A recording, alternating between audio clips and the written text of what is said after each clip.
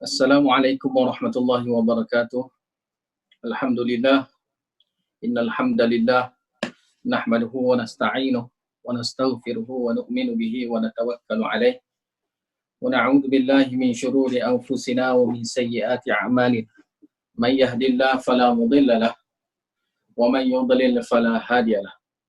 Asyhadu an la ilaha illallah wahdahu la syarika lahu wa asyhadu anna Muhammadan 'abduhu wa rasuluh. Allahumma salli wa sallim ala Muhammad wa ala alihi wa ashabihi ajma'in wa man tabi'ahum bi ihsanin ila yaumiddin. Subhanaka la ilma lana illa ma 'allamtana innaka antal alimul hakim. Rabbi shrah li sadri wa yassir li amri wahlul 'uqdatam min lisani yafqahu qawli, amma ba'd. Hari ini kita sambung tafsir Al-Quran surah Al-Baqarah ayat yang ke 76.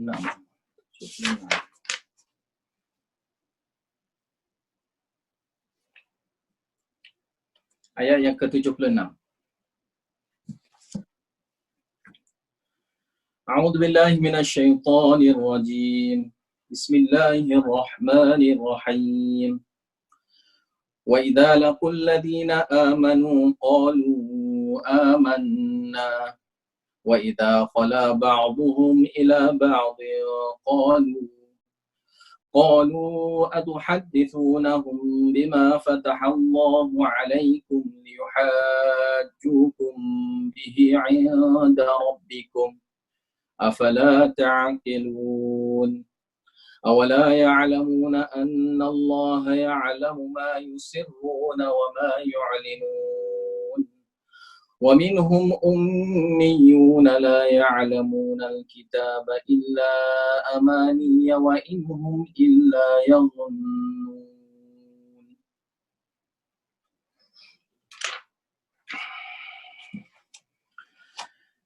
Ayat ini sambungan daripada ayat yang ke-75. Ini nak beritahu cerita yang baru tentang golongan yang baru. Golongan kedua. Mana golongan kedua yang diberitahu sinilah, mana jenis yang kedua di kalangan pokok Yahudi, di kalangan golongan ahli kitab. Yang diceritakan sebelum pada ni, cerita yang zaman Nabi Musa dulu apa semua sekali itu adalah jenis yang pertama. Itu jenis yang pertama. Ini pula kategori jenis yang kedua. Kategori yang jenis kedua ini meliputi zaman sekarang dan ada di zaman dahulu dan juga di zaman sekarang. Maka ini panduan kepada kita untuk mengenali perangai golongan Yahudi. Sebagai sempadanlah kepada kita, sebagai iktibar kepada kita, supaya jangan di kalangan kita ini berperangai seperti golongan Yahudi yang tercela ini. Perangai-perangai dia yang tercela. Perangai-perangai dia yang baik kita kena ikut. Perangai yang tercela itu yang tidak boleh ikut. Sebab saya ingat lagi masa pengajian tafsir dulu, guru saya berpesan, Yahudi Nasara ni kita tidak kutuk atas dasar bangsa dia. Tidak. Ini bukan masalah bangsa, ini masalah perangai. Perangai masing-masing. Maka di dalam bangsa tu ada yang baik, ada yang tak baik. Jadi yang baik itu benda-benda yang dia, contohnya dia ikut betul dengan kitab kitab mereka, kitab Allah. Maka itu benda-benda yang baik yang ada dalam syariat Allah Ta'ala, itu pun kita kena benarkan. Seperti mana kita dah belajar daripada awal-awal dulu surah Al-Baqarah, wa ma unzila min qablik, wa ma unzila min qablik, dan apa yang diturunkan sebelum daripada kamu. Mana kita beriman juga dengan kitab-kitab yang diturunkan oleh Allah Ta'ala kepada umat-umat dahulu, kita pun beriman. Itu akidah kita. Akidah kita sebagai umat Nabi Muhammad SAW, kita tetap juga mempercayai syariat-syariat dahulu. Kita beriman. Apa yang dibawa oleh Nabi Musa dulu, apa yang dibawa oleh Nabi Isa, dibawa oleh Nabi Nuh, Nabi Ibrahim, Nabi mana-mana saja Nabi dulu, kita mempercayai. kita beriman dan kita membenarkanlah maknanya. Jadi kategori yang jenis yang kedua ni meliputi perangai yang sakibaki. Perangai ni terbagi pada dua pula. Satu perangai orang tua mereka, satu perangai anak-anak buah mereka. Perangai golongan tua mereka, golongan ini golongan tua yang selepas daripada dulu lah. Mana golongan tua kemudian yang anak cucu pula. Yang seterusnya akan diberitahu, akan disebutlah pada ayat-ayat yang seterusnya. Ada nak beritahu tentang sifat-sifat yang ada pada anak cucunya golongan Bani Israel ini, golongan Yahudi ini. Jadi sambungan daripada ayat yang ke-75, sebenarnya kali 75 tu bersambunglah dengan ayat yang ke-76. Cerita dia. Yang mana cerita dia tu nak beritahu golongan yang kemudian itu, setelah sekian lama, mereka sanggup ubahnya isi kandungan kitab Allah. Maka Allah Ta'ala memberi ancaman besar kepada golongan-golongan ulama mereka yang sanggup mengubah ajaran yang sebenar. Tukar ajaran yang sebenar itu kepada ajaran yang baru, sehingga orang ramai faham itulah agama yang sebenar. Ini bahaya. Lepas tu benda ni juga sebagai ancaman kepada kita sebagai umat Nabi Muhammad, umat Islam ni, kita kena waspada. Jangan kita rosakkan agama Islam ini dengan adanya ajaran-ajaran baru. Kerana ajaran baru ni lah yang akan merosakkan anak cucu kita seterusnya itu akan jadi rosak kerana adanya perubahan-perubahan ini. Kita ubah daripada yang ori kepada yang nakli, mana yang tidak ori lah. Wa idza laqul ladina amanu qalu amanna. Dan bila mereka bertemu dengan orang-orang yang beriman, qalu amanna, mereka kata kami beriman. Ini golongan Yahudi bila bertemu dengan orang beriman, dia kata kami beriman. Yang ayat yang sebelum pada ni, ayat yang awal surah Al-Baqarah ada beritahu wa idza laqul ladina amanu qalu amanna wa idza khalu ila syayatinihim. Ini ayat ini kepada golongan munafik. Ini ayat yang ke-14. Ayat yang ke-14 tuju pada golongan munafik. Yang masih lagi nak bergantung dengan ulama-ulama Yahudi. Manakala kategori yang ini pula adalah golongan-golongan Yahudi sendiri. Jadi pokok anak beranak lah, anak beranak Yahudi ni, bila bertemu dengan orang-orang yang beriman, qalu, mereka berkata amanah, kami beriman. Wa idza qala ba'dhum ila ba'dhin, bila sebahagian mereka pergi kepada sebahagian yang lain, qalu, mereka berkata atuhaddithu, bila mereka itu bertemu dengan sebahagian yang lain, itu bertemu dengan guru mereka, bertemu dengan orang tua mereka, pemimpin mereka, pemimpin pembesar mereka, pendeta-pendeta mereka. Mereka berkata, qalu, mana pendeta mereka berkata, orang ketua mereka berkata, syekh-syekh mereka berkata, atuhaddithunahum bima fatahallahu alaikum. Adakah patut yang kamu menceritakan kepada mereka, kepada orang yang pengikut Nabi Muhammad itu, bima fatahallahu alaikum, akan apa yang Allah Ta'ala sudah buka dah kepada kamu, kebenaran itu. Allah Ta'ala sudah buka dah kebenaran itu kepada pokok kamu, pokok kita lah. Liyuhajukum, agar mereka itu dapat membuat hujahnya terhadap kamu. Inda rabbikum, dengan hujah itu, dengan hujah kamu itu, inda rabbikum, di sisi Tuhan kamu. Maksudnya, adakah kamu ni sanggup nak teriakan rahsia ini? Sanggup ke kamu nak teriakan rahsia, nak cerita benda yang ada disebut dalam kitab Taurat? Sehingga orang beriman itu, orang Islam itu jadi makin percaya dengan fahaman mereka, dan mereka itu dapat buat hujah dengan menggunakan hujah kamu. Dapat guna hujah itu dalam kitab Taurat pun ada beritahu. Afala ta'qilu, adakah kamu ni tak guna tak? Adakah apa-apa kamu ni tak guna otak, tak guna akal fikiran, ya? Tak berfikir molek. Jadi sini kaum Yahudi ni bila dia bertemu, dia bertemu dengan orang-orang yang beriman, mereka katalah dengan lidah mereka ni beriman, kan? Beriman pada agama yang dipegang oleh Nabi Muhammad SAW, mana beriman pada Allah dengan Rasul lah. Yang mana ini disebut dalam kitab Taurat. Disebut dalam kitab Taurat. Maka bila mereka ni balik jumpa dengan ketua-ketua mereka, pemimpin-pemimpin mereka, pemimpin mereka pula yang membangkang. Kenapalah? Kenapalah bodoh sangatnya kamu bagi tahu? Kenapa bodoh sangat? Beritahu cerita ni, rahsia ini, kepada pengikut-pengikut Muhammad itu. Kan? Kenapa beritahu? Kerana dengan cara itu mereka dapat berhujah dengan hujah kamu. Berhujah dengan apa yang kamu sebut itu. Jadi kamu tak guna otak ke? Kamu tak berfikir molek ke? Jadi sehingga kan mereka dengan mudahnya mereka itu boleh gunanya hujah kita. Jadi cara percakapan yang disebut sini sebenarnya seolah-olahnya pendeta mereka ni sendiri, ulama mereka ni sendiri seolah-olahnya sudah sesat jauh dah daripada ajaran Islam. Ajaran yang sebenar pun sudah jauh dah. Sebab apa? Seolah-olahnya dia boleh tipu Allah.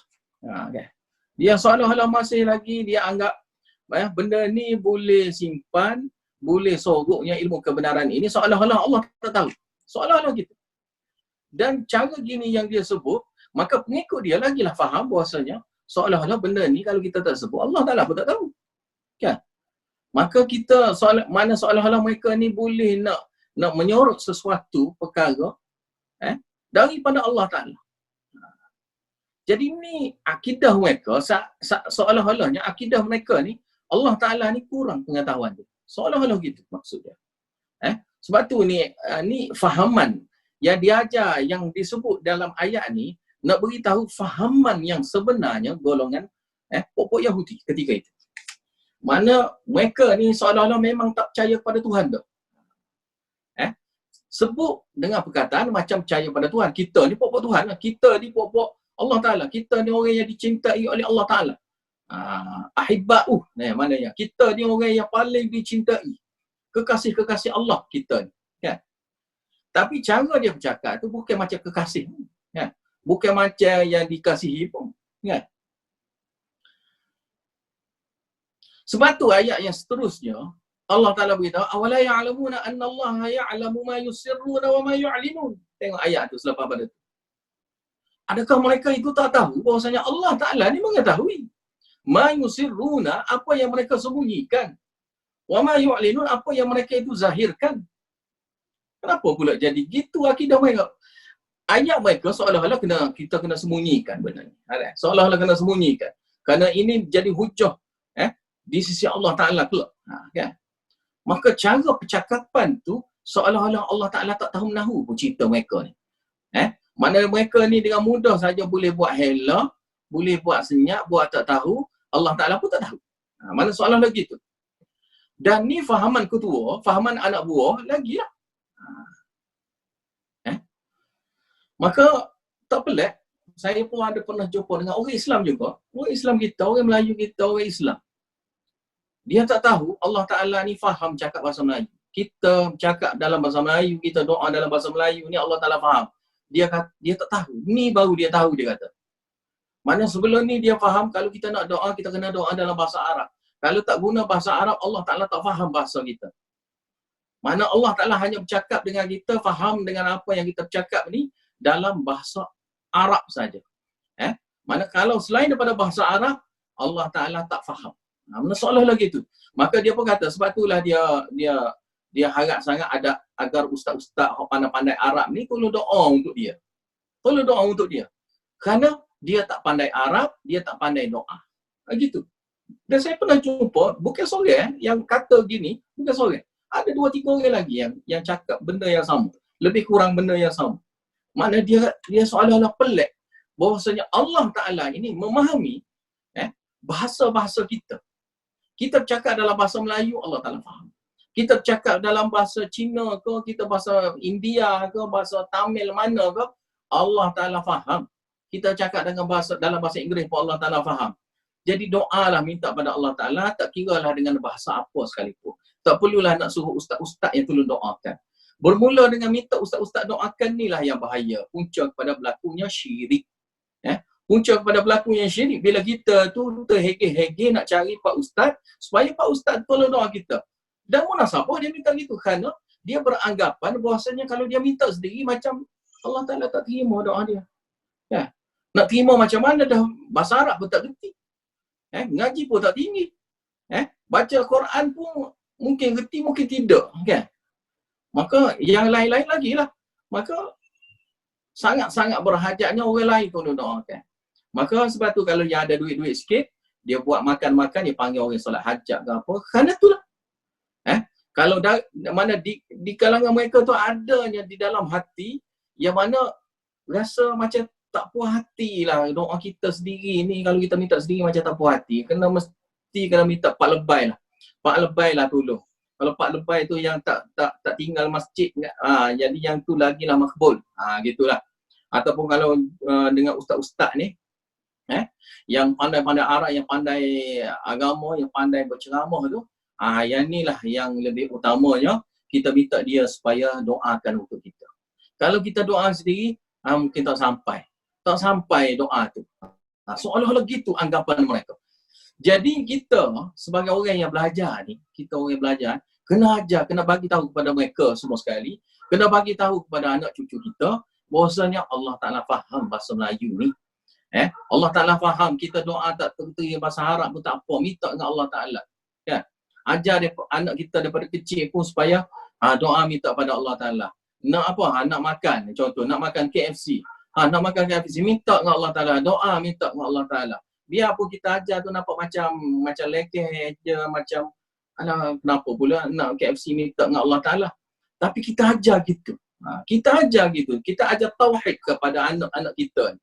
Supaya dia esok-esok tu, dia jadi, apa-apa pun dia akan minta doa pada Allah Ta'ala, tidaknya mengharap kepada orang-orang lebay-lebay mana untuk doakan untuk dia. Kalau kita ajar daripada kecil lagi doa secara tauhid, insya-Allah sampai besar pun dia akan tauhid. Kalau kita ajar masa kecil ni syirik pada Allah Ta'ala, lah besar lagi lah makin percaya kan. Percaya macam kita dah beritahu sebelum pada ni kan, percaya ruh balik rumah apa semua sekali, itu kepercayaan kan. Tu kepercayaan tu mana kepercayaan syirik. Mana duduk percaya lagi benda tu. Hari Jumaat, malam Jumaat siap. Malam Jumaat ruh balik rumah. Malam Jumaat. Okay? Malam Jumaat semalam lah. Semalam malam Jumaat. Maka ruh balik rumah. Bila ruh balik rumah ni, ruhnya saudara mara kita yang rapat-rapat dengan kita, dia akan ziarahnya anak beranak dia ni. Tengok duduk buat apa kat rumah ni. Duduk tidur ke, duduk solat ke, duduk buat apa. Maka dianjurkanlah, ada setengah tu anjurlah, kita buat tahlil lah, kita buat baca Fatihah lah, kita buat baca Yasin lah, sedekahkan kepada orang yang nak mari tu lah. Siapa yang mari tu kan? Maka bunyi lah, ada bunyi benda tu, bunyi benda ni. Bunyi-bunyi itu boleh jadi betul, boleh jadi salah. Betul situnya betul daripada syaitan lah. Kalau tidak hanya silap dengar aja bunyi kan? Bunyi hujan, bunyi nak guruh ke apa. Tiba-tiba dia anggapnya hantu, kan? Dia kalau tidak hantu pun dia anggap roh, kan?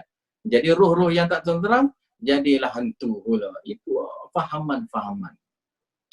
Jangan kita ajar anak-anak kecil kita tu dengan takut hantu, jangan, kan? Ajar anak-anak tu jangan pergi kat gelap tu, jangan pergi situ ada hantu. Tu kita ajar akidah. Kita nak bertanggungjawab ke depan Allah Ta'ala esok, kita yang ajarnya anak kita syirik pada Allah Ta'ala. Kita ajar anak kita ni kafir pada Allah Ta'ala ni daripada kecil lagi. Anak tu tak reti apa-apa lagi, baca Quran pun tak reti apa lagi. Syirik reti dah buat syirik. Reti dah buat syirik. Baca Quran pun tak pandang lagi, agama banyak lagi tak tahu. Tapi syirik dah tahu dah. Cepatnya ilmu syirik diajar masa kecil. Kan? Maka kena hati-hati. Kan?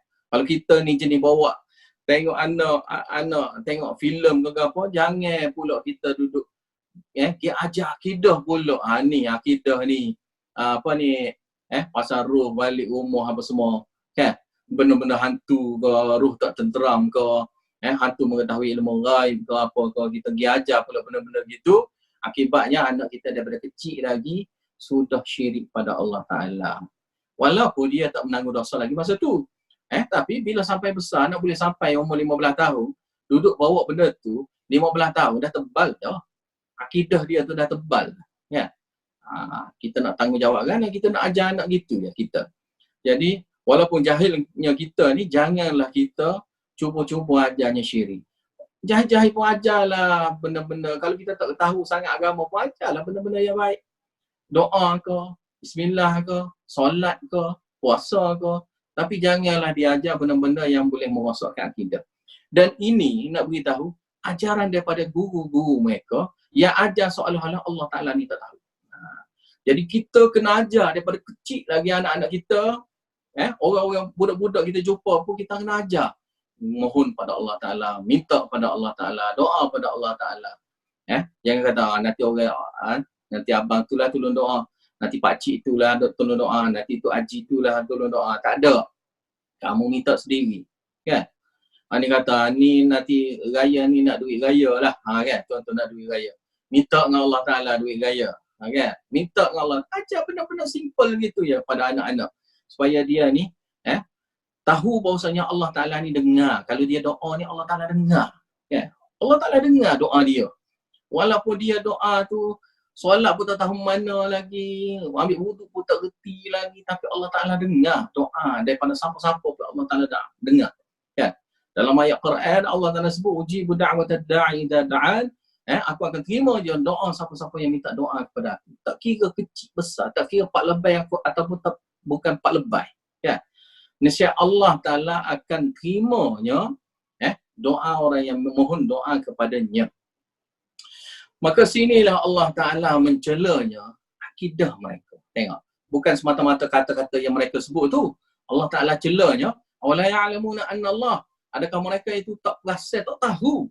Anna Allah. Sebenarnya Allah Ta'ala tu yang maha tahu. Ma yusiru apa yang mereka itu sembunyikan. Wa ma yu'linun apa yang mereka itu zahirkan. Takkah mereka tu tahu benda ni? Ngaji kita tinggi-tinggi takkanlah tak tahu benda ni. Kan? Lepas tu bila kita tengok pak-pak ustaz pula yang pergi minta doa di kubur apa semua sekali, baca ayat ni lah seolah-olah ke dia. Baca ayat ni lah pada mereka. Orang ni faham Allah Ta'ala ni tak tahu kok. Kamu kena sampai kena pergi kubur dulu, minta dengan syekh-syekh, pak syekh-syekh dalam kubur tu, supaya syekh dalam kubur tu makbulkan doa kamu ke, baginya kebaikan-kebaikan ke, menolaknya mudarat-mudarat kepada ke atas kamu ke.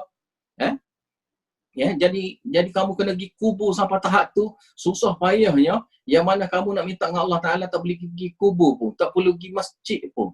Kita nak doa pada Allah Ta'ala tak ada syarat pun kena pergi masjid dulu. Tak ada syarat pun kena pergi Mekah dulu. Tak ada syarat pun nak kena pergi Madinah dulu. Tak ada syarat pun mesti duduk di depan Kaabah dulu. Tak ada syarat. Tak ada syarat kita kena duduk di Arafah dulu. Tak ada syarat. Benda-benda yang tempat-tempat yang dianggapnya tempat yang mulia dalam Islam, tempat syiar-syiar Islam. Masy'ar kan? Tempat-tempat masy'ar ni, tak semestinya tempat-tempat itu kita nak mohon doa. Mana-mana saja kita berada, boleh je kita mohon doa pada Allah Ta'ala, kerana Allah Ta'ala mengetahui setiap kata-kata kita, setiap permohonan kita. Maka inilah Tuhan yang sebenar. Tidak berhajat pada tempat-tempat khusus untuk kita minta doa kepada dia. Dia tak berhajat pada tempat-tempat khusus. Kita kena pergi situ dulu untuk mohon hajat. Tidak, dia tidak gitu. Allah Ta'ala boleh je kita minta terus. Kan? Minta terus direct pada Allah Ta'ala. Ya Allah, bagi aku ni, walaupun sekecil-kecil pun yang kita minta. Kan? Walaupun kita minta ngaji, contoh yang ngaji kita bagi faham, contoh kita belajar sekarang. Belajar sekarang ni pun kita mohon doa pada Allah Ta'ala. Jangan tak doa, kita kena doa. Ya Allah bagi hidayah pada aku. Ngaji hari ni bagilah dapat hidayah. Bagilah dapatnya kebaikan. Baginya dapatnya faedah-faedah. Faedah-faedah hasil daripada pengajian kita hari ni. Biar dapat faedah. Supaya faedah-faedah tu dapat berkat kan. Berkatnya berterusan. Bila berkat ni maknanya berterusan. Kebaikan-kebaikan hasil daripada pengajian tu berterusan. yang kita akan dapat. Yang mana kita faham hari ni, kita faham ni sampai mati. Okay? Sampai mati jadi tak buat syirik pada Allah Ta'ala. Maka Alhamdulillah pengajian. Sambung sini. Wa minhum ummiyun. Walau bagaimanapun, sini Allah Ta'ala sebut, wa minhum, di kalangan mereka ada yang orang yang ummiyun. Ummiyun maknanya orang yang jahil. Ummiyun maknanya orang yang tak erti baca kitab. Macam orang Melayu kita lah yang tak erti baca Quran. Dan tak memahaminya Al-Quran. Ramai mana yang tak erti benda tu. Kan? La ya'lamuna al-kitab, itu tafsirnya. Tafsir kepada ummiyun. Ummiyun maknanya orang yang buta, orang yang buta huruf, orang yang buta ilmu. Kan? La ya'lamuna al-kitab, orang yang tidak mengetahui isi kandungan kitab illa amani. Melainkan yang dia tahunya angan-angan saja. Amani ni sini makna dia adalah jihal, kan? Mana kejahilan. Kejahilan akan kitab mereka. Mana jahilnya ilmu kandungan kitab mereka. Itu dia panggil aman. Mana yang dia tahunya adalah kejahilan tentang kitab mereka. Mana dia putar belik pula dengan kejahilan dia. Dia tahu dah Al-Quran. Dia tahu Al-Quran, dia tak tahu Al-Quran. Tapi dia putar belik macam Al-Quran. Macam Al-Quran. Ya. Dia putar belik tu macam Al-Quran. Macam ada, saya tengok dalam FB tu, orang-orang golongan makrifat lah apa semua dia kan. Dia putar belik Al-Quran. Dia putar belik Al-Quran tu berdasarkan terjemahan yang dia tengok depan mata.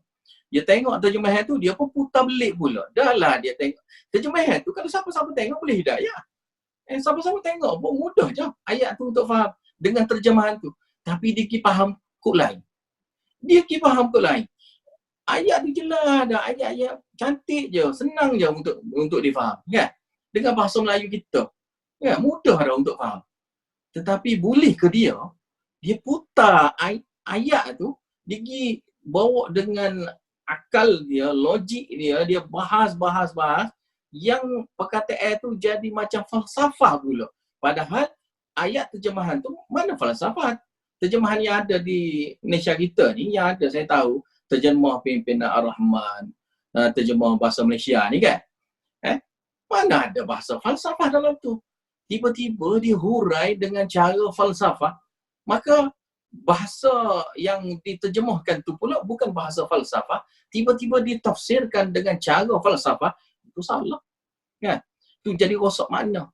Makna akan jadi rosak. Padahal tu ayat tu bukan falsafah. Al-Quran tu sendiri pun bukan falsafah.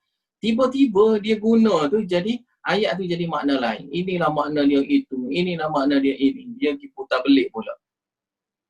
Jadi orang pula, kalau saya tengok pula orang pengikut dia pula ramai tu kan. Maknanya ramainya orang jahil. Okay. Wa innahum illa yazunnun. Tidaklah apa yang ada dengan mereka ini melainkan apa yang mereka itu rasa je. Yazunnun rasa saja. Yang dia rasa betul. Dia hurai gitu dengan falsafah dia apa semua sekali, dengan tafsiran dia sendirinya apa semua sekali. Kalau tafsiran tu kita kena tengok lah, ada yang ada bahasa Arab. Kan? Kalau tak kerti bahasa Arab, cukup saja terjemahan tu dah beritahu gitu. Senang je lah contoh ayat tadi kan, wala ya'lamun. Dan tidakkah mereka itu tahu bahawa Allah mengetahui apa yang mereka itu sembunyikan dan apa mereka itu nyatakan. Tak perlu bahasa dengan cara falsafah. Ayat ni ayat nyata, mudah gitu je untuk difahami. Tiba-tiba dia bahas dengan cara falsafah. Bila dia bahas dengan cara falsafah, dia falsafah, lepas tu dia pun kata ni cara tasawuf pula. Tasawuf apa kau ngaji kau jauh? Kan? Tu tasawuf apa? Saya ingat lagi kata-kata kawan saya, ngaji tasawuf ni bukan makin dekat dengan Allah Ta'ala, makin jauh dengan Allah Ta'ala. Ngaji tasawuf. Tiba-tiba makin jauh dengan Allah Ta'ala. Ngaji tu sepatutnya mudah je, tiba-tiba jadi payah. Kenapa? Kerana bahas cara falsafah. Bahas cara falsafah memanglah payah. Sebab saya ingat kalau saya ngaji dulu, ngaji falsafah pun tahun 6 saya ngaji. Tahun 6 baru ngaji. Tahun 6, tahun 7 baru ngajinya kitab falsafah. Tahun 1 sampai 6 ni, 6 tahun pengajian ni, tak ada ngaji pun lagi kitab falsafah. Ya, tak ada ngaji pun kitab falsafah. Tiba-tiba masyarakat awam ni, Quran pun tak kerti apa lagi. Saya tahun 6 tu dah berapa kali khatam dah Al-Quran. 2 kali khatam dah Al-Quran kira-kiranya. Tapi, barulah masuk ngaji falsafah. Makna ngaji falsafah selepas pada kita ngaji dah tafsir Quran habis semua sekali. Dia ngaji tafsir Quran pun tak tahu mana lagi, tiba-tiba masuk falsafah. Ya. Lepas tu, kita dah ngaji dah bahasa Arab tu lebih kurang 6 tahun dah ngaji. Mana nak bolehkah sampai pada pengajian ilmu falsafah? Dia tiba-tibanya ngaji bahasa Arab pun tak tahu mana lagi, terbayar ribu pun tak tahu lagi, isim fa'il pun tak tahu lagi, isim maf'ul pun tak tahu lagi, fi'il tu, fi'il ni pun tak tahu lagi. Tiba-tiba nak bahas cara falsafah. Macam mana dia ni? Kan? Maka akan jadi rosaknya pemahaman dia. Kan? Dan orang yang pengikut dia, biasalah. Pengikut dia, orang-orang jahil juga. Kan? Orang jahil yang angkat orang jahil pun, orang jahil juga. Begitu je. Ya, kita tengok ramai pengikut dia. Ya. Kenapa? Memang kerana ramai orang jahil. Ya. Maka untuk eloknya kita dan juga anak cucu kita kena memahami Al-Quran. Kalau tidak, kita akan jadi seperti mana ayat yang ke-78 ini. Sampai sini dulu.